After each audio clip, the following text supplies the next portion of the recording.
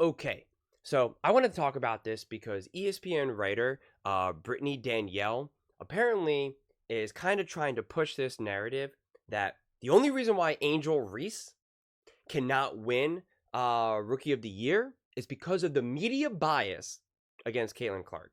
And you can see the media bias is why Angel Reese, no matter how well she plays, doesn't have a chance at Rookie of the Year. And you can see because I guess the Associated Press talked about Enrique and Caitlin Clark, and it's like, well, where's Angel Reese? And then because she now puts up and says Caitlin Clark had 4 points, and this is such a disingenuous remark, right? I mean, like, it's just so insane that even anyone remotely associated with ESPN would put out this nonsense. Because of the media, the only reason why Angel Reese is even in the Rookie of the Year conversation is because of the media. It's so obviously Caitlin Clark that it's not even close, right? What Caitlin Clark has been doing has been literally historic and legendary. So this idea that what Angel Reese is doing, she's having a great season, but the media wants you to think that it's actually like side by side. And the truth is it's just not. It's just not. Angel Reese is a good player, okay? She is a good player. Caitlin Clark is already great and elite. That's just the reality. And wildly more popular. And that's okay. It's okay for us to accept that. Because even if you see this is from Bleacher Report. History for Angel Reese. First rookie to record double-double in All-Star game since 1999. Well, is that really history then if she's the first one to do it since 1999? I mean, I think we're being a little fast and loose with that. It's just they all always want to build it up. Not to mention, Caitlin Clark was literally about to set the record as a whole, not just for rookies, for assists in the All-Star game. But the powers that be didn't want that to happen. I made a whole video about that, about how I think that the game kind of unfolded in a way to not let her do it. I know she said at the mic that she didn't want to do it, because Sue Bird's her girl. Caitlin Clark just offers a master class at the mic, so she always says the right thing. But she sat out for a weird amount of time in the fourth quarter. Then when she wasn't getting in the game, it took forever for the coach to finally call a timeout to get her back into the game. And then they weren't even having Caitlin Clark take the ball up, which made no sense. She had that record in the bag, and it was absurd that they didn't let her go for it. They let Enrique take all her shots to go for the most points. They just didn't want Caitlin to keep stacking up, record after record after record. And again, it was a good night for Angel Reese. It was a great night for Angel Reese. She showed up. No ifs, ands, or buts. But this constant battle that they had to make between Angel versus Caitlin, even in the All-Star game, is so unnecessary. It really, really is. And the fact that they're still crying and fighting over this attention, Caitlin Clark got more All-Star votes this year than the entire votes cast last season. Caitlin Clark is next level popular.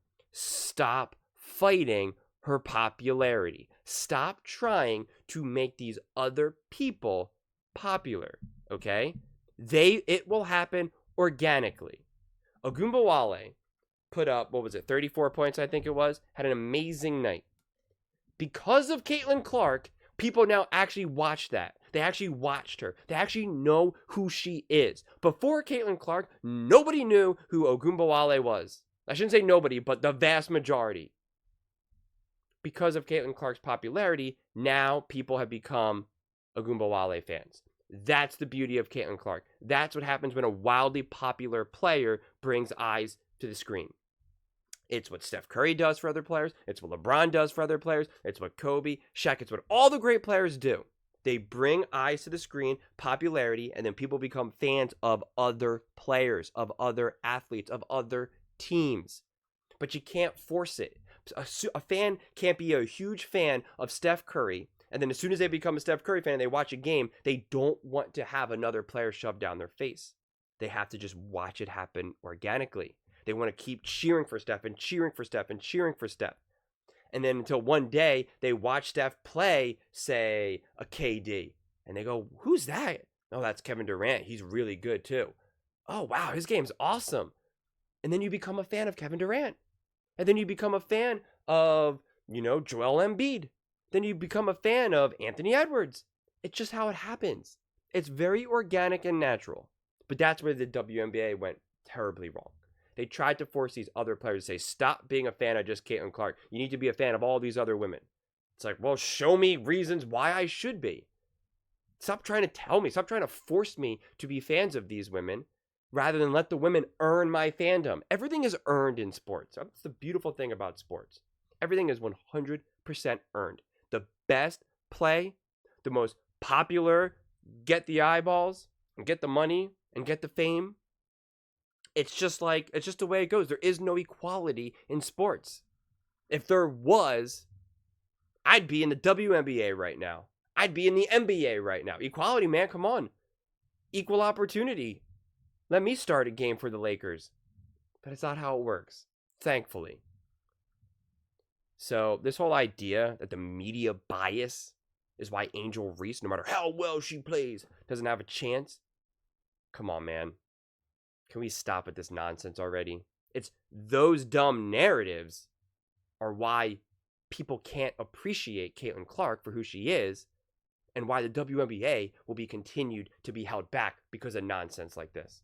If you could just appreciate Caitlin Clark's greatness and stop constantly trying to divide everything, then the sport can truly take on a life of its own. Then the WNBA can truly become incredibly popular. A sport that people want to watch, that they crave to watch. It becomes can't miss TV. There are some women that are up and coming in the WNBA right now that will be poised to be wildly popular. Haley, Juju, Cameron, Cece, Angel, Paige. There is about to be a ton of firepower. Just let it happen organically. Stop trying to force a narrative where it doesn't need to go. And when you do that, the WNBA could be a legitimate top league in America. And how exciting would that be? Both basketball fans and just casual fans would absolutely love it. But it seems like these people want to do everything they can to make the WNBA as unlikable as it can. But hopefully they get forced out. And the Caitlin Clark effect just continues to keep stacking and stacking and stacking. And as I keep saying, she truly does become inevitable. But those are just my thoughts. I would absolutely love to hear yours. What do you guys all think?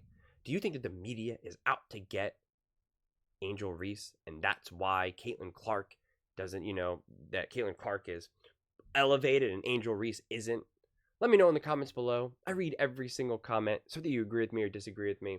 Either way, let's get in some discussions, let's get in some fights, but ultimately, let's just have some fun. And please do consider subscribing. We are building an amazing community here, and I would absolutely love to see you part of it.